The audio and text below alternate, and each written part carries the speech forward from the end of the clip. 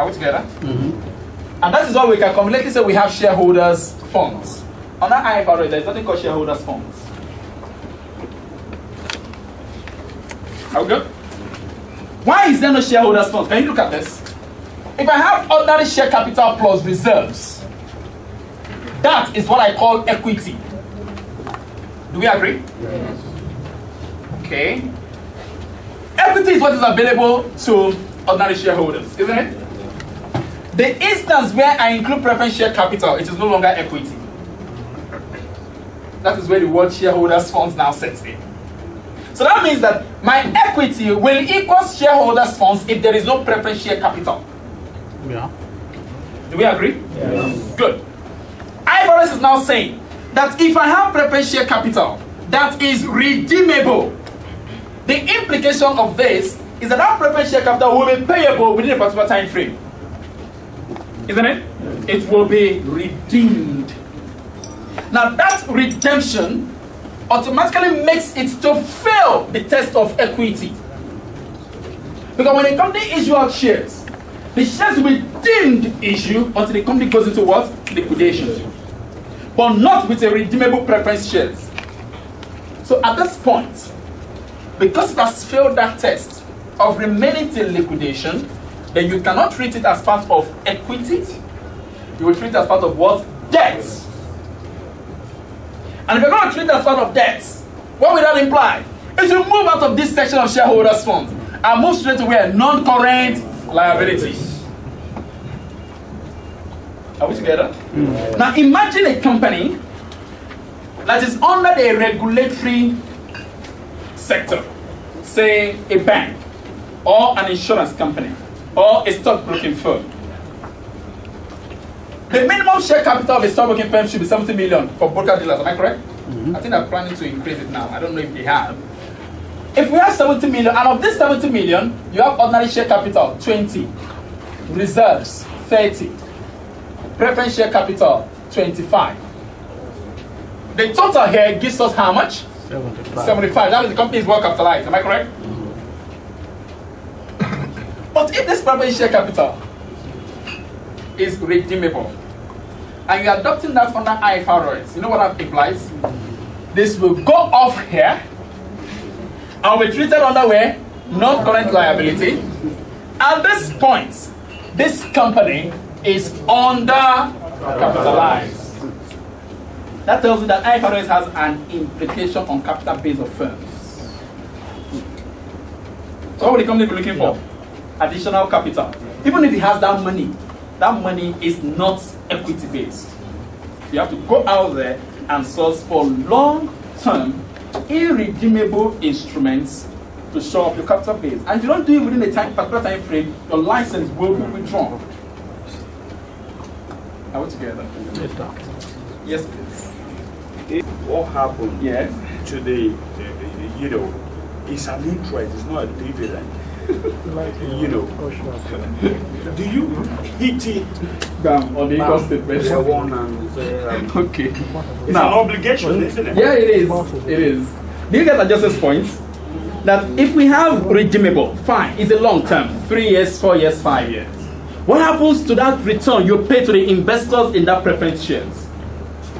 Now, to deal with this, the preference shares will command a preference dividend at all times. Even when you treat it as a debt instrument. Because on the offer document, when the investors buys into a preference shares of that firm, they will look through and they will see a fixed rate of dividend. It is preference shares, isn't it? That fixed rate of dividend is what they will be earning year in, year out. Now we say that you're going to treat these preference shares as what? As a debt instrument, correct? Which comes in under non-current liability. The return on it will be treated the same way you will treat the return on a debt instrument. A debt instrument pays the return on through interest, am I correct? Where do you account for that interest? Under finance cost, am I correct? Good. The same preference dividend that is unredeemable will also form part of that finance cost.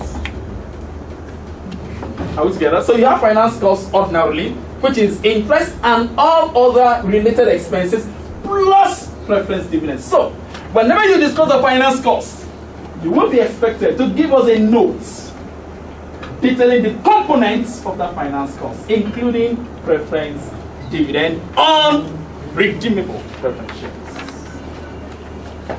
Is that okay now? All this that I am saying, it's like I am just talking. We have a case study, and we will work, we will solve questions as if you are writing like an exam.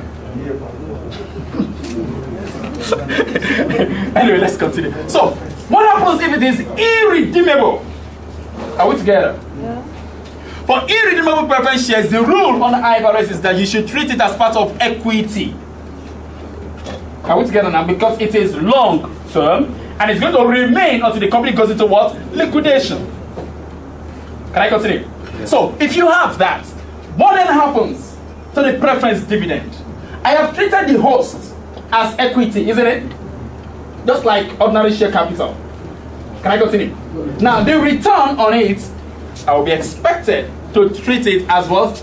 Dividend. So the same way I treated ordinary dividend is the same way I'm going to treat preference dividend. So if you go through your... there. Yeah.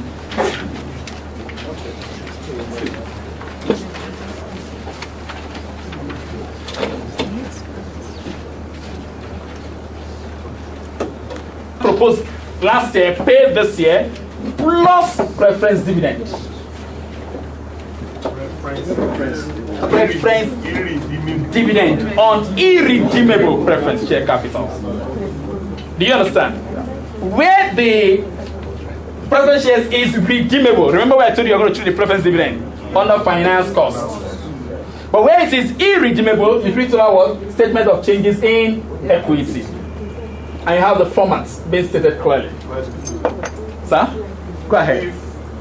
If irredeemable preference share is added, we still call it shareholders' funds? No, you call it equity. You can't discuss shareholders. So we don't have shareholders' funds anymore.